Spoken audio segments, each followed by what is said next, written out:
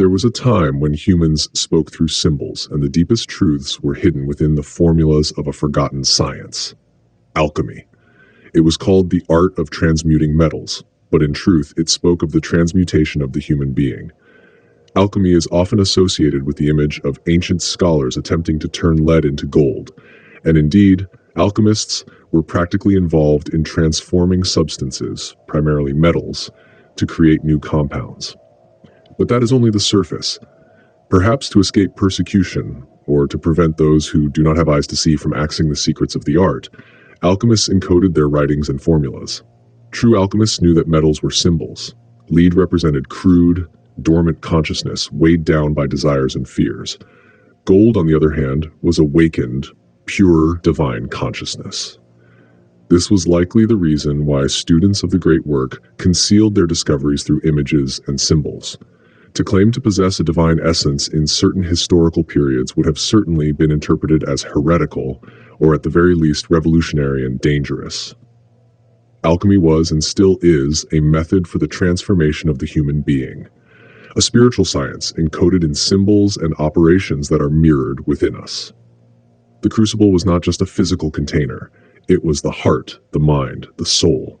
It had to remain constantly lit, and the flame within had to be kept alive in order to allow the transmutation of raw matter into refined, pure matter. The four major phases of the alchemical work, Nigredo, Albedo, Citrinitas, and Rubedo, represent stages in a path of inner transformation. Nigredo, blackness, dissolution. Everything breaks down, disintegrates. Symbolized by the black crow, it represents crisis, inner chaos, the darkness of the soul's night. It is the initiatory death that precedes rebirth as a new man.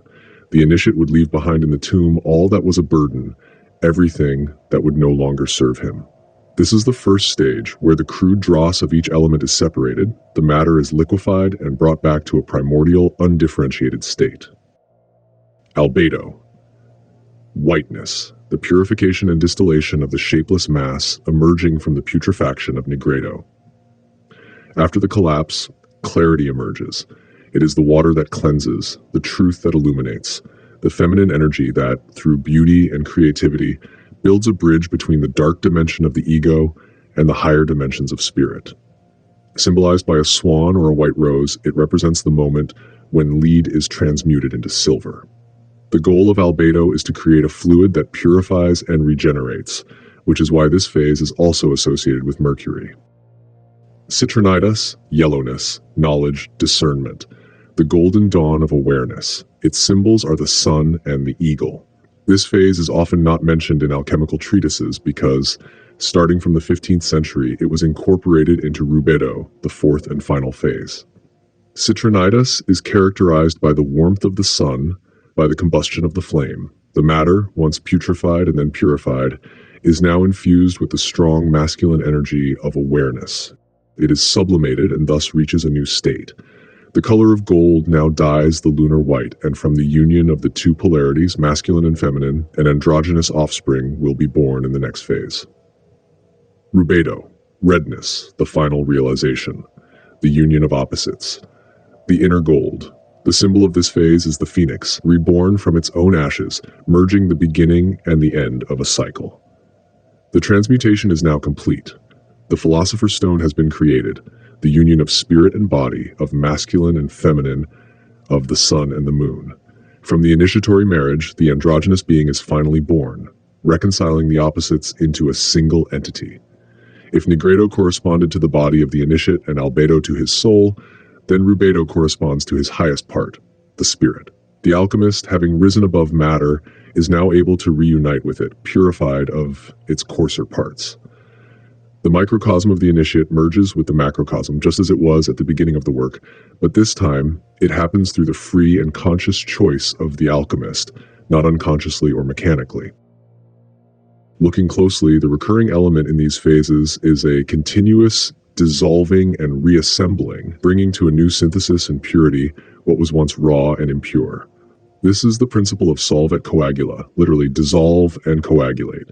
A short and simple phrase that, to the eyes of the uninitiated, may mean little, but it carries deep esoteric significance. Let's now look at the meaning of this ancient alchemical saying. The first word is Solve. This Latin word means to dissolve, to break apart, to disintegrate. It is the first part of the formula, and not by accident. Nothing new can be built until the old order of things has been torn down. It involves the dissolution of old psychological structures, outdated beliefs, and limiting habits. It is not the end of a process, but its beginning, a creative destruction necessary to free the mind, soul, and spirit so that something new and more authentic can be constructed. In the inner work, solve is the doubt that shatters certainties.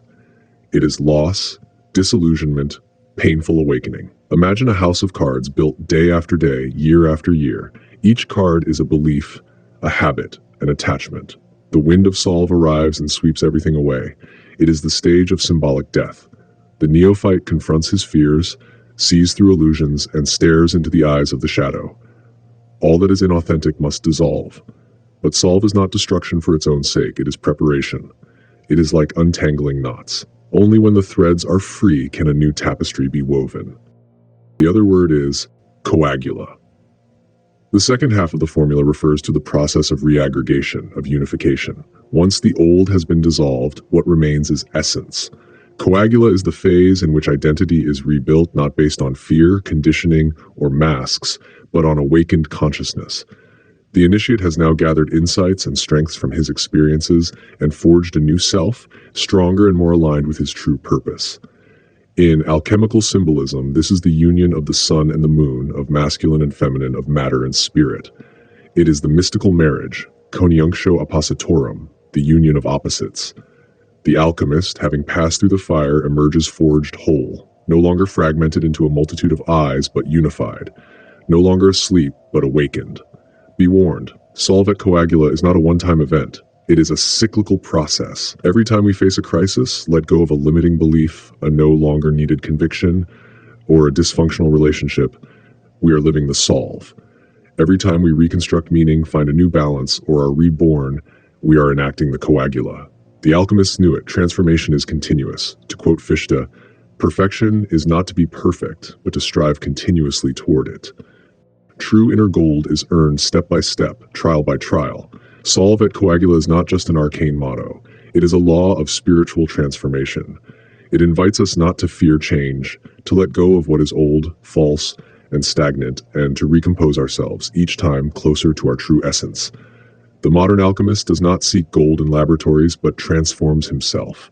No matter how dark the night may seem, in the end, the dawn always comes. If this journey through the symbols of alchemy has spoken to you, I invite you to leave a mark in the comments, give a like, and subscribe to the channel. Thanks for watching. Until next time.